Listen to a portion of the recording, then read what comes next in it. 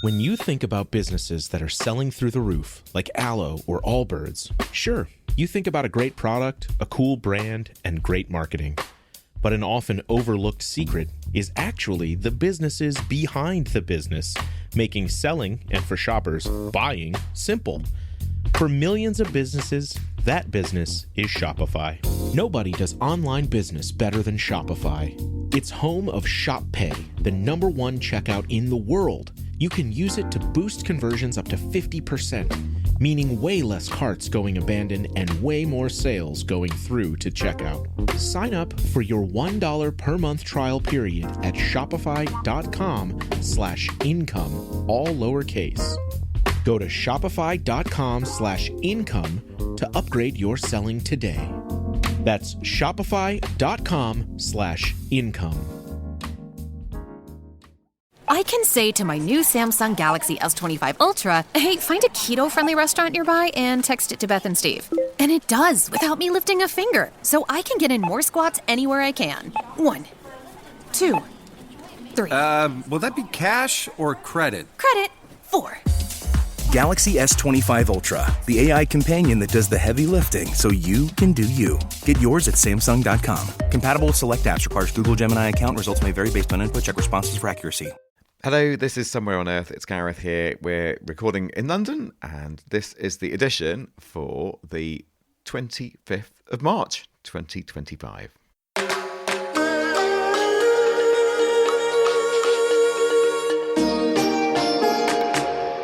And with us today for some chit-chat and tech wonder is Ania. Hello, Ania. How are you? I'm good. How are you, Gareth?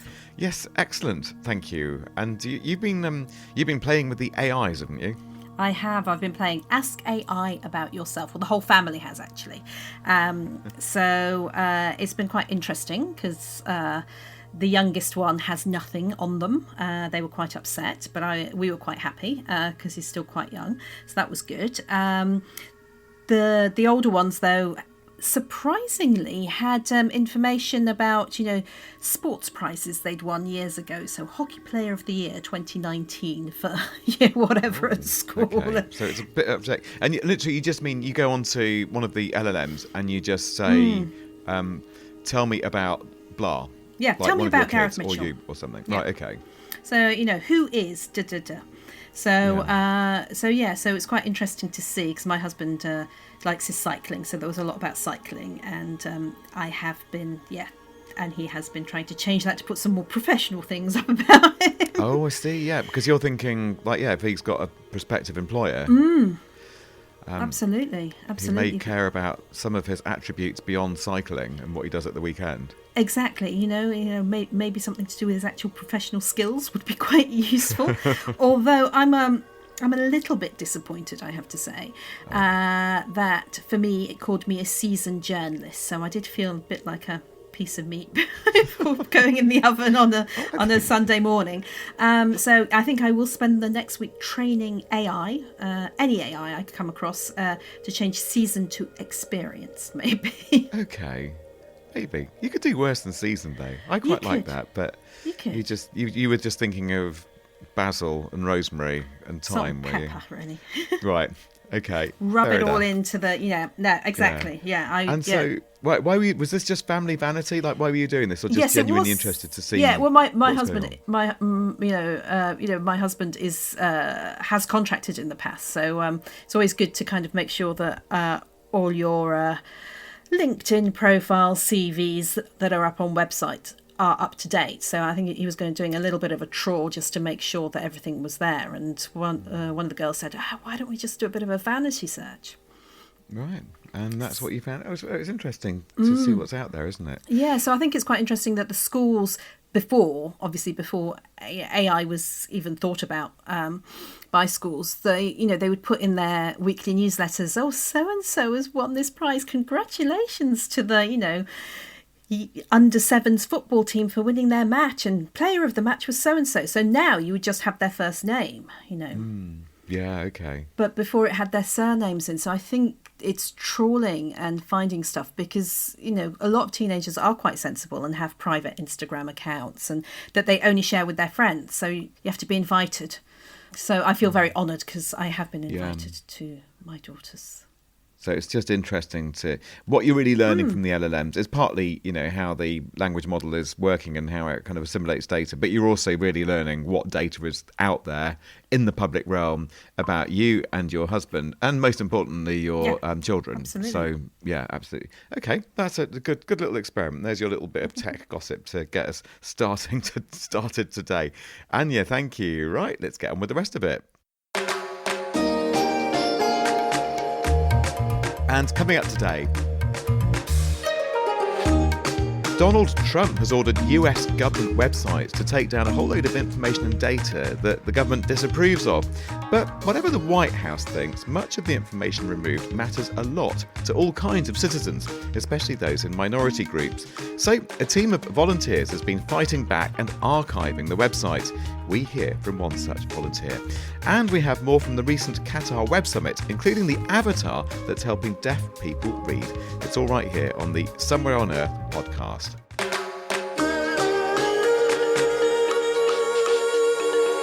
So then, it's been the cull of the US government website since January the 20th, as the Trump White House has ordered the sites to remove large amounts of data and resources, especially anything to do with health equity, EDI, or anything else that the administration deems to be, in their words, too woke. So teams of volunteers have mobilised to archive the sites before they go dark. It's been a huge undertaking, not just in terms of the volumes of data, but also the sheer technical task of backing up these very large websites. Lauren is one of the volunteers working to save it all. She's a busy research scientist in her day job, but like many other public health professionals, web developers and Python coders, she's been toiling long hours into the night on the project. Lauren's been working on one of the government's key health websites, that of the CDC. Since Trump took office January 20th of this year, he has had a number of executive orders, and federal websites are attempting to comply with those. And in doing so, the information on those websites has been removed or altered, and essentially what I'm calling mutilated. And we're talking specifically here about the CDC, aren't we? So that's the Centers for Disease Control. Do I have that right? Right, so the CDC is the Centers for Disease Control and Prevention. Okay, which is obviously a very important website. And what has the effect been on the CDC website specifically? So what we have seen are mentions of LGBTQIA issues, immigration issues completely removed. Anything around equality, diversity, inequities has been removed. And as a result, the public has not been able to get a fuller, more wholesome understanding of the issues that the CDC is tackling in the US and across the world. Sure, and I'm looking at the CDC website at the moment. So many of the pages that you'd expect to be there are still there. I'm looking under, it has an alphabetical search, so I'm looking under E. So ear infection is there, earthquakes, Ebola, lots of things beginning with E. Right. But you're mentioning things like EDI, which, funny enough, begins with E, but just by coincidence. That kind of stuff has been taken down. Right. So a really good example of this is their page on bullying, which is a societal issue that we've been tackling for a number of years. And what we have seen is that the page on bullying has been altered to remove any references to bullying due to sexuality, bullying due to immigration or migrant status. And we're seeing these changes, but there's no indication that the changes had taken place. So they're silent changes. And so the people who come onto the website aren't necessarily aware that things have been changed.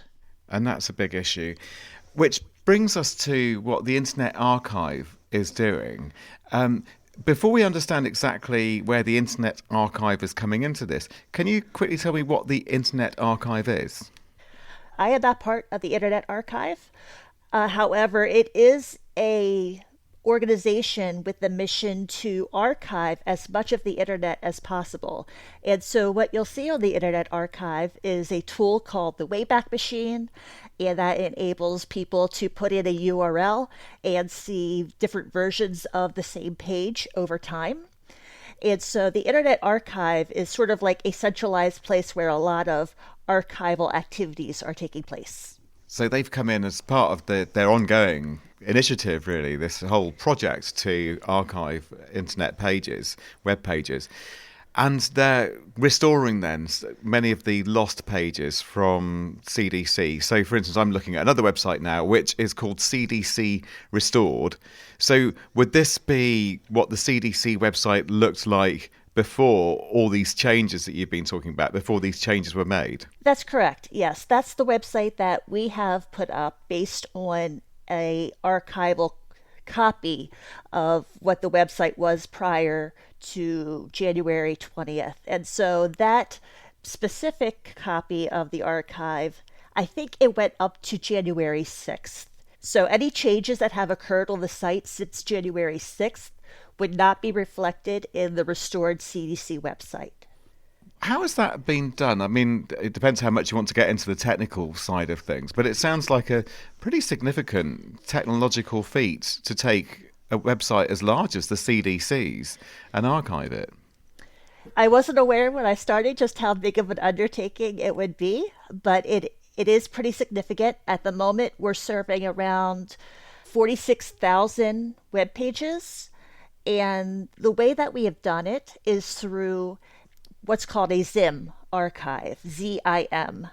And basically that ZIM was created from a web crawl or a web scrape of the primary domain for the CDC. And it was all packed into this ZIM, which is sort of like a package type of file. And we have uncompressed that package and we've served it using Python and Flask and Apache. And that's what we're currently using to provide that historical archived information. Well, I think I understood probably about half of that, but I actually mean that in a good way. In other words, what I'm paying tribute to is just how complex this whole thing is. And you're presumably a group of volunteers, so you certainly don't have, in fact, you have the opposite of the resources of the state behind you for doing this. So that's quite an undertaking for volunteers, isn't it?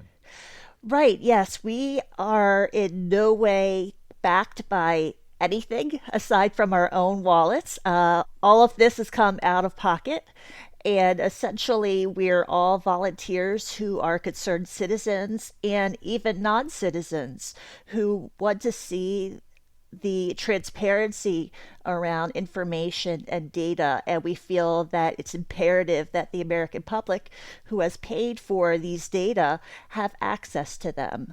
And that was something that was threatened with the mutilation of the site.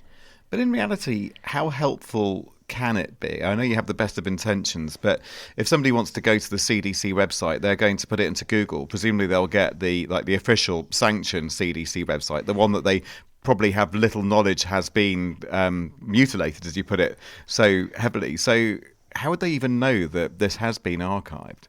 And that's something that's really weighed heavily on me because the site is only as useful as people who know about it. So I have a bunch of fellow volunteers who have worked on social media, who have worked as social media experts, and we've really attempted to get the word out. So we're trying to spread news around the existence of this alternative site. And so what we've actually seen is a fantastic response. Since the launch of the site, March 3rd, we've had over 276,000 unique visitors to the site. Incredible. I remember not long after the inauguration, we were also hearing reports of data sets being taken down from various federal websites. Think like the NIH, for instance, the National Institutes of Health. And this is a real worry for researchers, probably like you know, who rely on this data for research and health and medical related research. Do you know anything about that, what the status of these kinds of data sets is? So I can only speak to the data sets that are related to the CDC because that's been my focus. Sure. We have a copy of all the publicly available data sets. We are serving that on our site. It was archived on archive.org. And basically that archive is about 100 gigs, but that's not really accessible to people. Someone's not going to download 100 gigabytes of data just to get a 2 megabyte data set. And so basically what we did is we've unpacked that data and we are serving it on our site. So what we're trying to do is to provide a lower activation energy in order to get to that data, so that it's not so hard to get that 2 megabyte data set out of 100 gigabytes. So there you go. That's Lauren. And we mentioned it in the interview, but just in case you missed it, that backed up CDC website is called CDC Restored. So that's restorecdc.org if you want to check that out. And it's well worth doing. So, Ania, this has been rumbling on pretty much since the inauguration, hasn't it? This whole issue of taking data off websites and what's been done about it. So I look back on this story in January and early February because there were people commenting on social media about it. And obviously, as a science tech journalist, you do kind of wonder what the implications are going to be, but no one then was really prepared to speak about it. And then one of our listeners, though, asked on Facebook, John Merrick said, please can the show explain the work of the Internet Archive following a recent story about its work to archive old US government web pages that are currently being removed.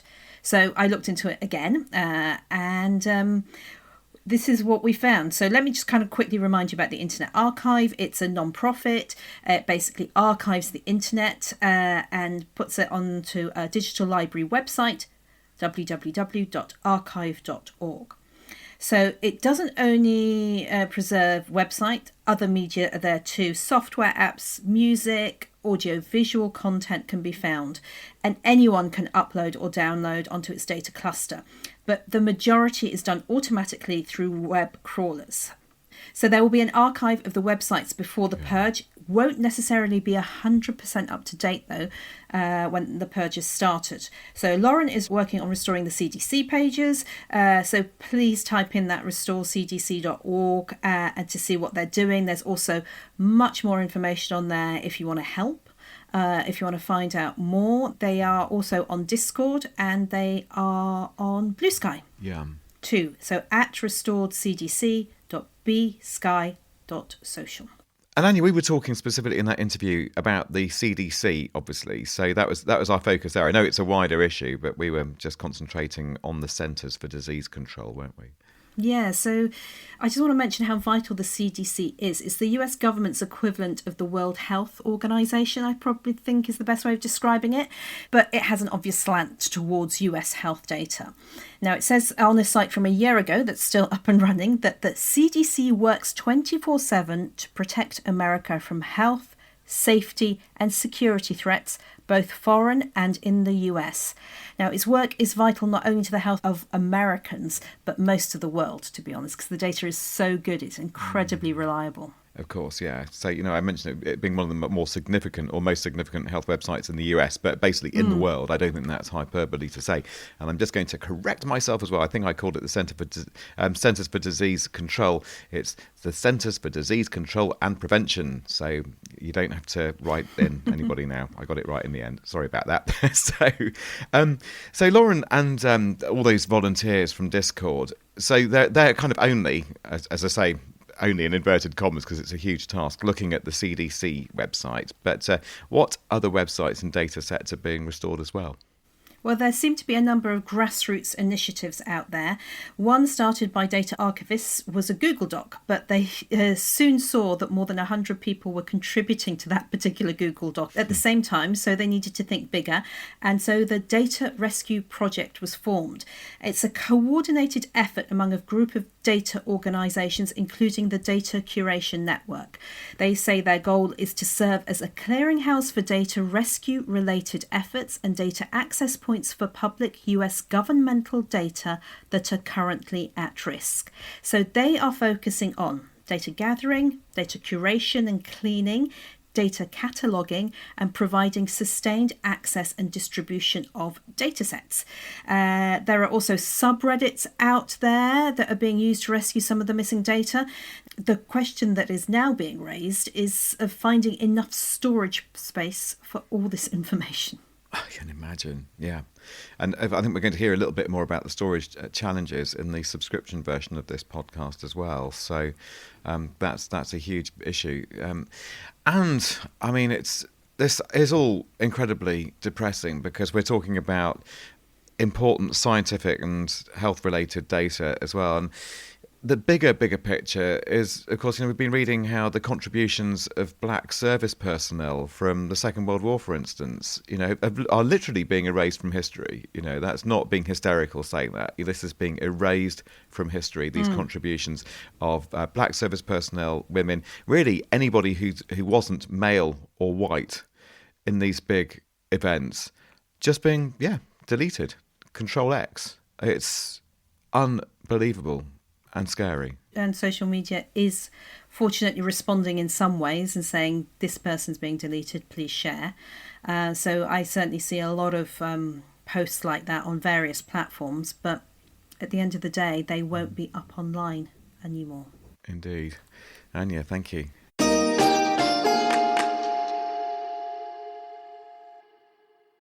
So good, so good, so good. Easter deals starting at just $25 are at Nordstrom Rack stores now. And that means tons of fresh reasons to rack. They've got the best gifts. Because I always find something amazing. Save on Easter finds from Kate Spade New York, Calvin Klein, MAC Cosmetics, and more. Great brands, great prices. That's why you rack. This is a message from sponsor Intuit TurboTax. Taxes was getting frustrated by your forms. Now, Taxes is uploading your forms with a snap, and a TurboTax expert will do your taxes for you. One who's backed by the latest tech, which cross-checks millions of data points for absolute accuracy, all of which makes it easy for you to get the most money back, guaranteed. Get an expert now at TurboTax.com. Only available with TurboTax Live Full Service. See guaranteed details at TurboTax.com/guarantees. Well, let's go now back to the Web Summit Qatar. That's where Ania was the other week, and I do hope you enjoyed her special edition with Egyptian citizen science astronaut Sarah Sabri. And I certainly did. It was brilliant. There were loads of startups at the summit as well, each with a really interesting story to tell. Like this one.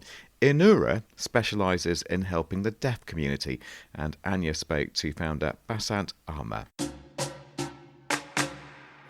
So Innoora provides services to translate text and voice to sign language, where we have the application to it, and we also improve the accessibility of the website to translate the text to sign language through a 3D avatar appearing on the screen. And this is Arabic. You're from Egypt, so it would serve that community mainly, yeah? Yeah, so we are making the product in Arabic language as a first language, and of course Arabic has many dialects, so we are working on supporting all the dialects in the Arab countries. Also, we have an English version, which is ASL sign language, and we are working to develop that as well. Now tell me how much an app like this is needed. What happens when someone is born deaf or develops deafness in childhood? What are their prospects? Okay, so mainly most of the deaf people, they don't read and write when they are born deaf. They learn sign language from a young age, so as they grow up, some of them also, when they grow up, they don't learn reading or writing. So it's difficult to them to browse websites and applications. They need the specific apps that can support their needs. So I think with our technology, it will make it easy for them to browse any app or any website when it's integrated with our technology of sign language. And some also of them, they struggle with reading content.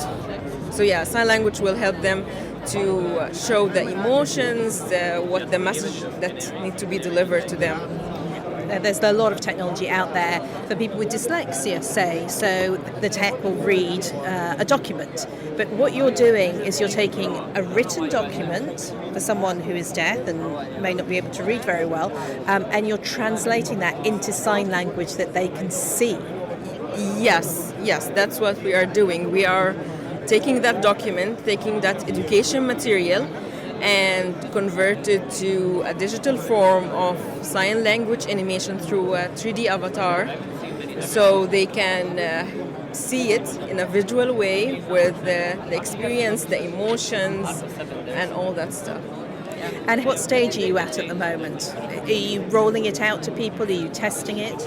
Yeah, we are actually testing it with schools in Egypt, and also I tested it in a university in Saudi Arabia, where I met a lot of deaf people there, and they tried to use the app. They tried to describe to me what they want more, what they dislike about it, what needs to be improved. So yeah, we are testing it, we are improving it along the way.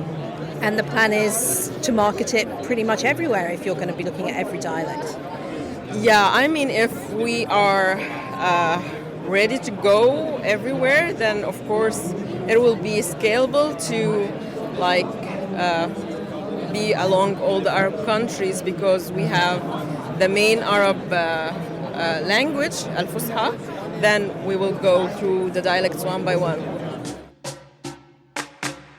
Well, Ania, fascinating to hear what they're up to, and the idea of having an avatar that signs to you based on the text and material and what have you. So how did you encounter these people at the Web Summit? Well, what happens is that every day the startups that can present at Web Summit are changed. So they have these big posters up above these tall desks, and you literally walk around and you can see what takes your fancy. And I saw this, went up to the people on this little stand and said, tell me more about it. And they did. So I saw the avatar at Web Summit. It ran very smoothly, seemed to be quite easy to interact with, so already many plus points. But what I really liked about the project is it's looking at so many Arabic dialects, so it can be used in large parts of the world. They're trying it in Egypt, Saudi Arabia, where it's being developed. And also there have been quite a few software apps that have helped with dyslexia over the years. They've been around for decades now. Dragon reading software, I think, was one of them. There are lots of others that certainly were used within schools and more in the workplace. And it's just really refreshing to see that sign language, and this avatar in particular, could transform deaf people's lives in the ways that these much earlier technologies did for dyslexia. So when I was diagnosed with dyslexia, I was still at the BBC, and they offered me some of this technology. I was training on it, and I was already finding that AI was better at some of the tasks that it did. So it's going to be very interesting to see how technology now is going to hopefully really help people with neurodiversity. Yeah, lovely. And it's really valuable to hear your personal experience there, Ania, as well. And of course, there are lots of startups there, but where you find startups, you find investors. It's like a big dating game over there in places like the Web Summit. Now, one investor that you met, Ania, was Arazu Akase, operating partner with 42P Ventures, and they are a Los Angeles-based R&D-driven venture fund. I'm here to see how we can essentially scale the R&D companies we've invested in here in the region, because there's a strong appetite for R&D, and our game plan is to do what we call globalization, have a global push on how the science is being carried out with the local touch of what the needs are in the market. Tell me about some of the companies you're going to be funding, because some of the research does sound almost like science fiction. Yeah, so what we do is our scientific method is essentially we take a look at research papers, which we know have received funding from before, and we just take a look at bare bones what industries it has relevance to, and then see how we can scale it even to the Fortune 500s or government. Some of the companies we've invested in, one is called Rare Molecules. It's a rare opportunity on how to address rare diseases. Taking a look at the gene, essentially, and taking a look at the gap junction and seeing how do we close that gap for the gene if it's at risk for cancer by fast-tracking the design process for proteins. Thinking about something like that, I don't know how well accepted that might be in, say, more developed markets, maybe in the West. Do you think that people would go for that kind of treatment? If honestly, at the end of the day, if it's an approach to save a life, there's excitement for it, and we're also showing how with AI you can fast-track the overall research process nowadays. Before, you had to go through extreme amounts of proprietary data sets and research papers and swim through it. Now you can just put it in one and say what's the likelihood of this disease being cured or prevented, actually. And what about some other examples? Another company we've been looking at is working in general with the governments. So taking a look at government-driven LLM models and taking a step back to ask, what are the use cases for each government and their needs? And then fine-tuning the models in a manner that it's cheaper and faster and it gets results quicker too. So in addition to the small startups like Innoora, there were also startups that were pitching on stage, and we will hopefully hear from the winning team in next week's show. And speaking of startups, because we were recently talking about Beaky, weren't we? The Beaky box. We were, yeah, the little yellow box. Yeah, and they won an award at the Swiss Sustainable Impact Competition. So yeah, hopefully remote classrooms will be going much further afield. Hopefully, and it shows we're on the right track, weren't we? Putting that in the programme. Wasn't just us, those independently verified as being a startup of note. Now, we've had this lovely message from John O'Farrell, who's just asking, how do you subscribe? We like it when people ask questions like that. We do. I did answer him personally, so he does have direct link. But if you go to your search engine, whichever one you use, and not in the top internet bar, you put it in the actual search engine, you put in pod.fan somewhere on earth. That should take you directly to the page with all the information about how you can hear lots more of us and others. And it'll help us keep the lights on. We very much appreciate it. So go on over there, folks. Honestly, it'd be lovely, because then if you can imagine, if you've just done that, you are about to hear something like 7 or 8, maybe 10 minutes of podcast exclusive extra just for you, lovely subscribers, with Lauren, and a bit more on the data archiving project as well. And some of the issues that it raised for me. We're talking about sensitive health information here. So how much are they taking that into account? Lots of stuff going on in that subscription extra. You can also get in touch with us on WhatsApp. We are code 44 7486 329 484. And what else can we tell you? We're on the Evergreen Network, of course we are. You can find all those lovely Evergreen podcasts, and they stay evergreen, don't they, Anya? They do. They never wilt and go brown. Evergreenpodcasts.com is where you go for that. You've probably figured that out already. And our production manager is Liz Tuohy, the editor, producer, and presenter's friend expert this week, of course, has been Anya. I'm Gareth. We'll see you soon. Bye-bye.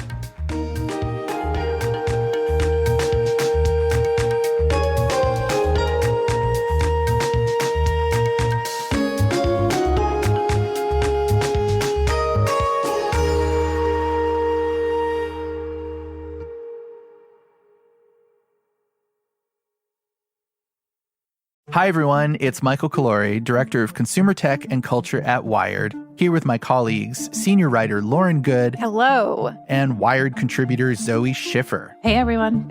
We're here to tell you about our new podcast, Uncanny Valley, a show about the people, power, and influence of Silicon Valley. Every week, we get together to talk about how technology and culture from the Valley is influencing our everyday lives. We dig into questions like, will we ever get our privacy back? Is OpenAI for real? And how are Silicon Valley billionaires impacting U.S. elections? The first episode of Uncanny Valley comes out on October 31st. Listen wherever you get your podcasts.